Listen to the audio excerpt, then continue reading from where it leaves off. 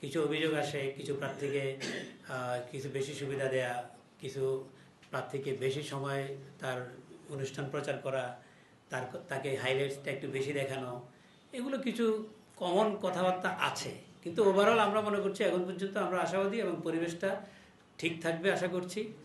এবং আইনশৃঙ্খলা রক্ষাকারী বাহিনীর পাশাপাশি সেনাবাহিনী অনেক আগ থেকে এখানে সক্রিয় আছে এবং আমরা আশা করছি সেনাবাহিনী এক্ষেত্রে দায়িত্বশীল ভূমিকা রাখবে। একটা তত্ত্বাবধায়ক ব্যবস্থা তো আগেও ছিল, পরে কি বাতিল হয়ে গেল কেন? সংসদে কি আমরা কমিটমেন্ট করছি, যেটা আছে সেটাকে প্রয়োজন আরো সুন্দর করবো আমরা মতামত নিয়ে। জুলাই সনদকে প্রাধান্য দিয়ে আমরা অনেকগুলো দল যে বিষয়গুলো একমত হয়েছে, এটা তো কারো দ্বিমত নেই, সেটা বাস্তবায়ন করা তো খুবই সহজ হবে। যদি বলেন এখানে আসলে পলিটিক্যাল ডিপ্লোমেসিটা এক নম্বরে গুরুত্বপূর্ণ, আর মিলিটারি ডিপ্লোমেসি করতে গেলেও সেখানে পলিটিক্যাল ডিপ্লোমেসি আসবেই। আপনি সেটা মিলিটারি ডিপ্লোমেসিও যদি বলেন, পলিটিক্যাল ডিপ্লোমেসি এর মধ্যে ঢুকবেই। কারণ হলো সেখানে একটা দেশের সরকার জড়িত থাকে, সরকার জড়িত যদি থাকে আর সেখানে যদি আপনি মিলিটারি ডিপ্লোমেসি অ্যাপ্লাই করেন, তো সেখানে পলিটিক্যাল ডিপ্লোমেসি না যেয়ে পারে না। দ্বিতীয় কথা হচ্ছে, আমাদের এর আগে প্রধান উপদেষ্টা মহোদয় কী বলেছিলেন যে আগামী ঈদে আপনারা যাতে আপনাদের এলাকায় গিয়ে যাতে ঈদ করতে পারেন, এরকম কথা বলছিলেন। তো সেটা তো একটা পর্যায়ে সম্ভব হয়নি। সেটা হয়তো আরও অনেকগুলো ফ্যাক্ট থাকতে পারে, কিন্তু একটা পলিটিক্যাল গভর্নমেন্ট যখন থাকবে তখন আসলে অনেকগুলো বিষয় সেখানে অ্যাক্টিভ করা সম্ভব হয়। আর এবার আগেও আসছে, কিন্তু এই সর্বশেষ যেভাবে স্রোতের মতো আসছে এইরকম তো আর আসে নাই।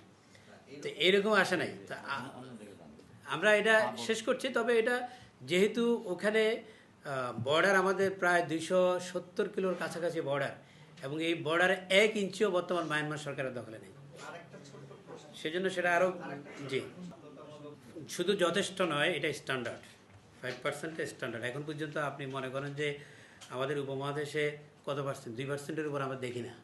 আর বাংলাদেশে হিসাব অনেকভাবে বলা হয়, কার্যকর যে ব্যবস্থা কার্যকরে কত 2% ক্রস করে না। আমরা 5% বলছি। আমাদের এই পর্যন্ত বাজেট যদি আপনি দেখেন পিছনেরগুলো, এর মধ্যে আপনি যে যতটুকু বরাদ্দ, এর মধ্যে 50%-এর উপরে হচ্ছে অবকাঠামোতে চলে যায়। স্কুল ঘর করবে, কলেজ ঘর করবে আর অপরাপর, আর বাকি কিছু বেতন কাঠামো। কিন্তু রিসার্চ কোথায়?